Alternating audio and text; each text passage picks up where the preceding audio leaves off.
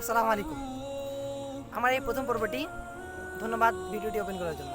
তো প্রথম পর্বের টাইটেল থেকে আপনারা বুঝে গিয়েছেন মনে হয়। এই টাইটেলের নাম হচ্ছে আমি তো জানতাম আগে থেকে এটা কাজ হবে। তো আমাদের সমাজে এমন অনেক মানুষ আছে যারা আমরা যদি ভালো কাজও করি তাহলে সেটা বলবে আমি জানতাম এই ছেলেটা ভালো, আর যদি খারাপ কাজও করি তাহলে বলবে এই ছেলেটা ভালো। হয় পরীক্ষার মধ্যে যদি আমি A+ পাই বা ভালো রেজাল্ট করি তাহলে বলবে এই ছেলেটা খুব পরিশ্রম করে সে কারণে এত। অবশ্যই যদি সেই প্লাস পাওয়া স্টুডেন্ট যদি ফেল করে তাহলে অবশ্যই বলবে যে এই ছেলেটা বাড়িতে পড়াশোনা করে না। অবশ্যই যে ছেলেটা প্লাস পাওয়ার কথা সেই ছেলেটা কোনো কারণে যদি ফেল করে সে আসে বলবে যে আমি জানতাম আগে থেকে হবে।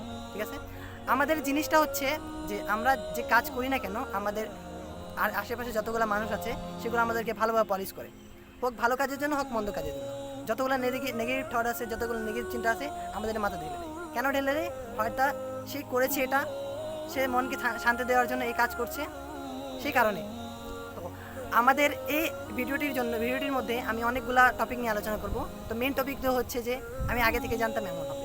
তো আমরা যদি কোনো কাজে ব্যর্থতা হয় সেটা মানুষরা আমাদেরকে ব্যর্থতাকে হতাশা করে দেয়। কেন হতাশা করে দেয়? যে আমি আগে থেকে জানতাম তুই এটা করতে পারবি না, আমি আগে থেকে জানতাম তুই এটা করতে পারবি না। কেন?